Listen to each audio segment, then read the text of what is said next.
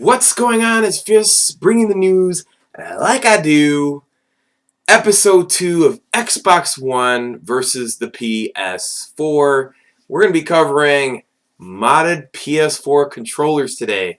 Very excited about that. I got my modded PS4 controller. I know a lot of people have been asking where to get these and what I think about them. And, I'm going to leave those links in the descriptions. I am going to cover... I did the Xbox One differences, and I'm definitely going to do the PS4 differences, and I'm going to leave you the links where you can go get your PS4 modded, because really the PS4 controller is really hard to mod, so it's hard to get a decent, reliable PS4 controller mod, and I'm going to leave those links in the descriptions.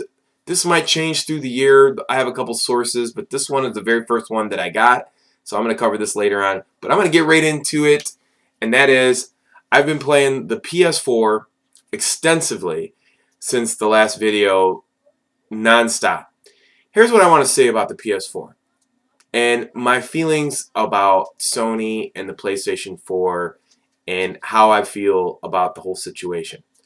So it began that I'm a multiplayer person. I play online. That's what I do. I love multiplayer. So PS4 is a great system.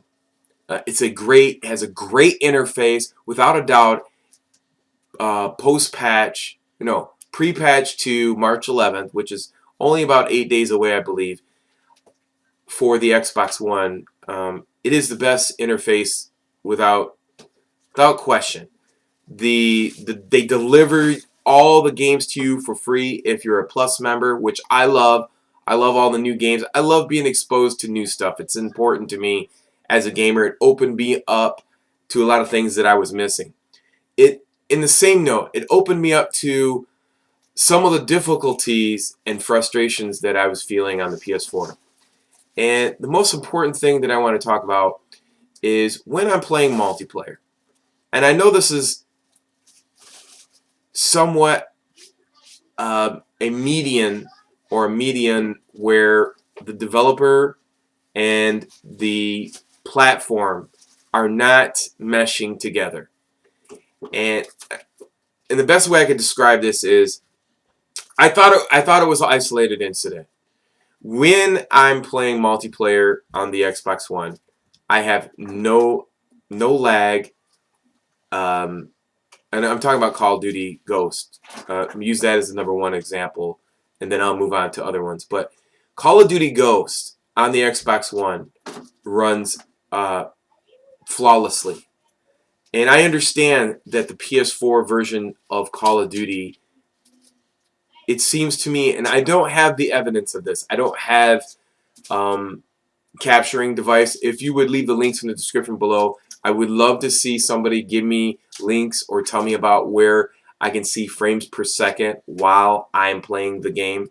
Because as it stands, when I'm playing the PS4, and I'm using Call of Duty Ghosts as an example, and I know that Activision has dealings with Microsoft and that some of the game might not be coded the way it's coded on the Xbox One.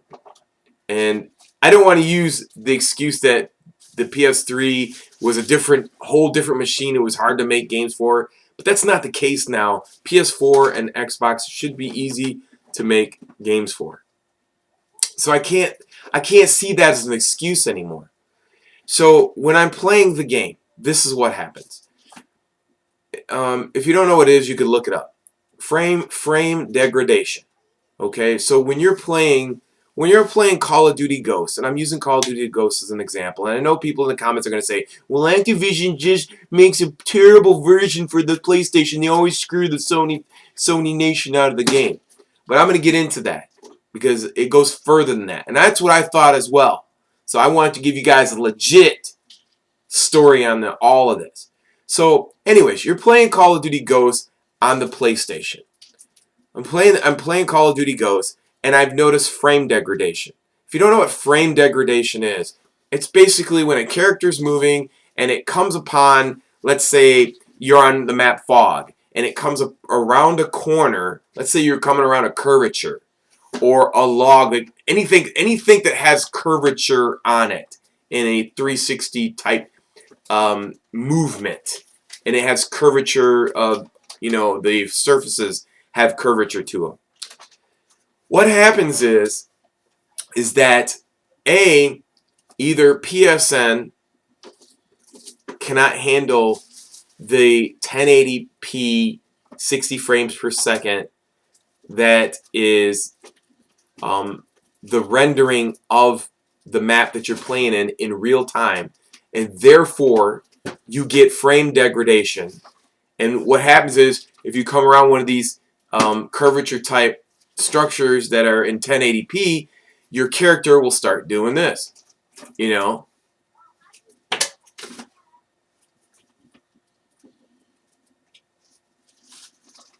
it's like it's frame degradation. It's not progressively smooth. You see that? That is what you see when you play on the 360, or not 360. The Xbox One. Now, Xbox One is in 720p, and I will get to that point as well too.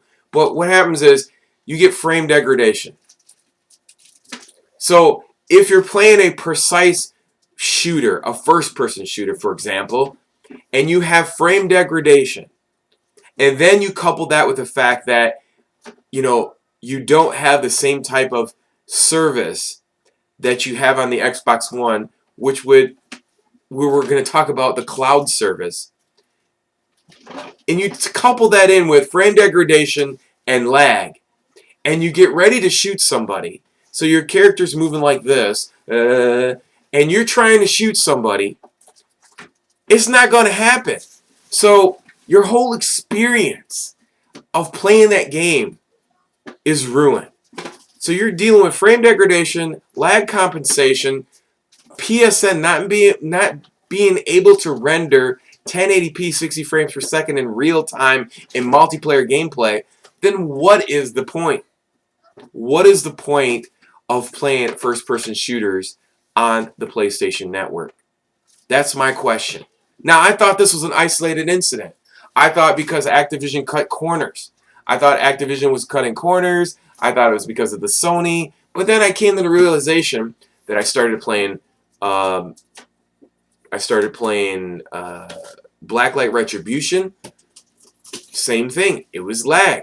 So and then in Warframe, it was lag. When I'm playing person to person or peer to peer or whatever on whatever server it is, it's lag. So here I'm thinking, okay, they developed a game in high 1080p 60 frames per second. Then your server, PSN, cannot render that fast in real time. So therefore, not only are you shuddering and having frame degradation, but you're also lagging. So how am I supposed to play and kill people? I don't know if there's an issue between the Xbox One where you're not region locking people or you're unlocking everybody and everybody's playing from everywhere, because let's face it, there is 5.3 million units of the PS4 and there's only 3 point whatever for the Xbox One. Understandable. But it's not, this has been happening 3 days straight to me. So I can't say that yeah, of course Activision screws some of the Sony nation. I understand it. It's been proven. Even Vandahar admitted Black Ops 2 was a bad port to the PS3. Understandable. But when it's coming down to every shooter you play and you're getting this type of lag, it's not fun to play. So I don't know if it's PSN servers that are having the problem, but I'm not happy. And that is my round 2 for you today. I don't know if you're experiencing that, and everybody can, is going to have an answer to my discussion. Oh, your internet connection is terrible. No, it's not. My internet connection is 100 down, 20 up. So I know it's not my internet connection. Oh, it's something else. Blah blah blah. You got people joining from your room. And listen, it can't be that bad. Unfortunately, I had to start a new Twitch channel, and I didn't mark it down to record it. But if you watched the stream last night, you know exactly what I was talking about. I showed gameplay from the PS4, and I went straight to the Xbox One within 5 minutes, and it was like night and day. The only problem that I have with Sony and then people think that I'm a Sony hater or think that, you know, I hate Sony. That's not the case. You know, the reason why I had a bad taste in my mouth about Sony and the PlayStation 3 was because they over-delivered. They made this super awesome machine, but it never truly actualized its potential in a reasonable amount of time. When you get ready to sell me a product, I would rather have the Sony PlayStation 4 be 720p and $100 cheaper and run just as good as the Xbox One in multiplayer gameplay, first-person shooter, in shooters or whatever multiplayer game. Now the PlayStation 4 has a lot of great things for gamers. I love the interface. I love the free games. I love the way it runs. But the facts are, when it comes down to multiplayer gameplay, if it's not on the developer's dedicated server for that game and it's running off the PSN, it's bad news. It's bad news at this date and time, March 3rd, 2014. Right now, until something changes, I don't know, but that's what I'm dealing with. If you have any questions or concerns, you can leave your comments below. By no means am I hating on the PlayStation 4. I think overall, you know, you thinking about, if you're thinking about next gen experience, and we had this discussion in the last video, a couple of videos ago. What is it? Is it graphics or is it the experience? And right now, it looks like the PlayStation is starting to lose the experience, because what do we all do in 2014? We play online multiplayer. And if you can't provide that service, then you cannot provide the experience. And if you cannot provide the experience, then what's the point of having 1080p 60 frames per second if it doesn't actualize and you can't do it? And that's why I have a bad taste with Sony, because they overpromise and never ever deliver. They pacify and instigate Sony Nation people. They pacify them with free games, and then they instigate them and say, you know, the Sony faithful, they love our game, and they fire them up against the Xbox, because that's what they do. And I just want to know, like, if you're a real gamer and if you're a real Call of Duty fan, man, how do you feel about this? How do you feel, you know, your game shuddering and frame degradation and the PlayStation Network not being able to compute in real time the rendering of 1080p 60 frames per second? If it's happening to this game in blacklight, don't you think it's not going to happen to the other games as well? I don't see how you could be a fanboy on either side if you're not enjoying yourself as a consumer. I don't understand how you could classify yourself in either one of those categories and get mad and say, "Oh, you're just hating. You're just hating me." I don't see how it's I don't see how it's hating. I'm telling you the truth. Eventually, I'm going to do videos on this. I'm going to show you how this rendering problem online is annoying. You can't react instantaneously, and every millisecond in Call of Duty, in any first-person shooter, counts as a kill. You don't have that, you're done. And when you can't do that and you get frustrated and you know that there's a better product as far as a next-gen online experience, then you're going to play this game on the Xbox One. Now, there might be some other single-player games that are great, but as it stands right now, I have little faith in PSN until further notice. So I'm going to leave it at that. Tomorrow, Killzone comes out for PlayStation users. I'm going to be playing that, streaming that live, so don't forget to check that out. But now we're going to move along to these controllers. Look at these beautiful controllers. Now, when we were talking about how I was talking about how Xbox and PlayStation decided that they wanted to go away from what was working in their last controllers, I think the PlayStation 4 controller is the best controller out, only second to the Xbox 360. But it's definitely ahead of the Xbox One controller. But the thing about these ridges, what happened to the domes? You're PlayStation. Why change the domes? You did a great job by extending the controller so people could use the claw. I really appreciate that. That's wonderful.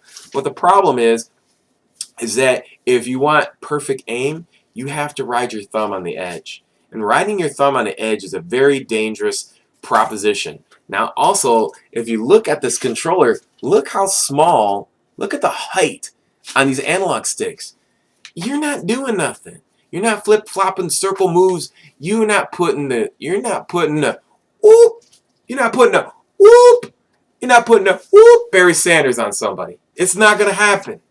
So these little controllers, man, it ain't happening. And then you got the ridge with this like turtle nub in the middle. That's terrible.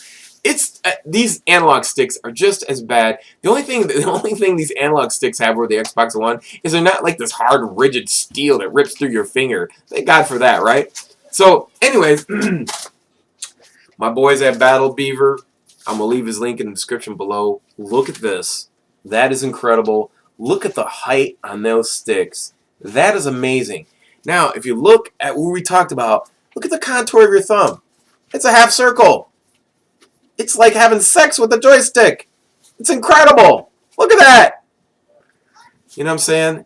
Now look at this. Look at my finger. Instantaneous circles. Blah, blah, blah. Man, that you can't get any better than that. He does a lot of other things to the stick. If you want to have it done, I use a claw, so I don't need it. I can just jump and do all that stuff. But if you need it, these right here, I've never seen nobody have taller sticks than that. Unless you're going to buy Control Freaks. But why buy Control Freaks when they will pop off the thing? And they're going to be twice as high. It's ridiculous. These are the perfect height. Now, he does sell kits, or you can get it custom, and he'll do it for you. I have him do it for me because I don't want to mess it up. But anyways, there you go. The grips, you can see the grips on them. Those grips are like, your hands ain't going to slip off or nothing. So these are awesome. This guy does custom work, so I would highly suggest it, especially if you use a claw on the PS4. Your skills are going to be unmatched. There's no other setup than this. You got a huge advantage if you play on a claw because there's no aftermarket sticks on the PS4. And I think this is one of the first ones. I mean, there's other ones to be coming, and I will be doing reviews on them, but this is the very first one, and I love this. It just moves seamlessly. Anyways, I hope you enjoyed the PlayStation 4 versus the Xbox One, Episode 2. And as we play along in the year, we're going to discuss some of the pros and cons of each console. And maybe you haven't made up your mind yet, and down the road, you'll have a decision. Next, we'll talk about whatever else comes up. If you have something interesting in the comments you want me to talk about between both consoles, I'd be glad to cover it. If I'm experiencing it, I will cover it for you. I appreciate all the love that I'm getting. Until next time, it's your boy Fist. Peace. I'm out.